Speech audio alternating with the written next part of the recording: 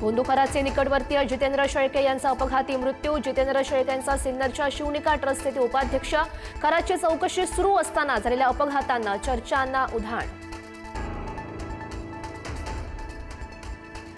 भोंदूखरात प्रकरणात आणखी 4 पतसंस्था ईडीच्या रडारवर। कोणत्याही क्षणी चौकशी होण्याची शक्यता। समता, संत नागेबाबा, स्वामी विवेकानंद, बुलढाणा अर्बन पतसंस्था रडारवर।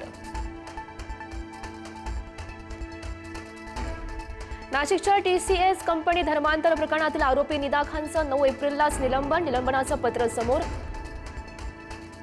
नितर गरोदर असल्याचं कारण देत निदा खानच्या अटकपूर्व जामिनासाठी अर्ज। नाशिकच्या टीसीएस कंपनीतील धर्मांतर प्रकरण। हिंदू तरुणाचं कशाप्रकारे केलं धर्मांतर याचा पुरावा असल्याचा दावा। आरोपी तौसिफ अत्तारनं नमाज पठण करायला लावल्याचा गंभीर आरोप। परतवाडा लैंगिक शोषण प्रकरणातील मुख्य आरोपीचा जुना व्हिडिओ समोर। पोलिसांच्या उपस्थितीमध्ये वाढदिवस साजरा केल्याचा व्हिडिओ। पोलिसांनी आरोपी अयान अहमदला भरवला होता केक। परतवाडा लैंगिक अत्याचार प्रकरणातील धक्कादायक माहिती समोर। जास्तीत जास्त मुली कोण पटवतो यावरून आरोपींमध्ये लागली होती स्पर्धा। तर 2 मित्रांमधील वादातून पीडित तरुणींचे व्हिडिओ व्हायरल।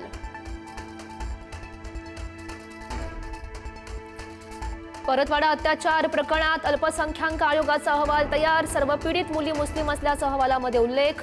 नवनीत राणांच्या दाव्यानं अहवालानं खंडन।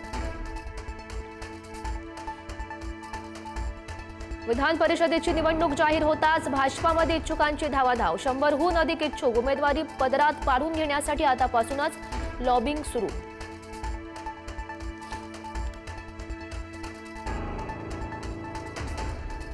विधान परिषदेसाठी राष्ट्रवादीमध्ये मोर्चे बांधणी। एका जागेसाठी अनेक जण इच्छुक। अमोल मिटकरी, आनंद परांजपे, समीर भुजबळ, सूरज चव्हाण यांची नावं चर्चेत। अंतिम निर्णय सुनेत्रा पवार घेणार असल्याची माहिती। नॉट रिचेबल नगरसेविका सहर शेखचा वानखेडे स्टेडियमवरचा व्हिडिओ समोर। गेम ओव्हर असं स्टेटस ठेवत विरोधकांना टोला। अवैध जात प्रमाणपत्र वादानंतर सहर शेख झाली होती नॉट रिचेबल। 131व्या घटना दुरुस्तीसह 3 विधेयकांवर आज संध्याकाळी 4 वाजता मतदान। सरकारकडे 272चं बहुमत। मात्र विधेयक मंजुरीसाठी सभागृहात उपस्थित 2/3 खासदारांची सहमती आवश्यक।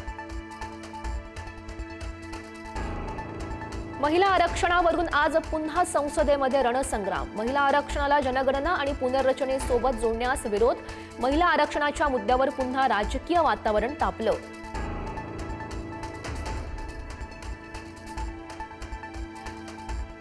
राज्यामध्ये उष्ण लहरींचा उद्रेक। सलग 5व्या दिवशी अकोल्यातील पारा 44 अंशांच्या वर। कोकण, मध्य महाराष्ट्र, मराठवाडा आणि विदर्भात सरासरी तापमान 41 ते 42 अंशांवर।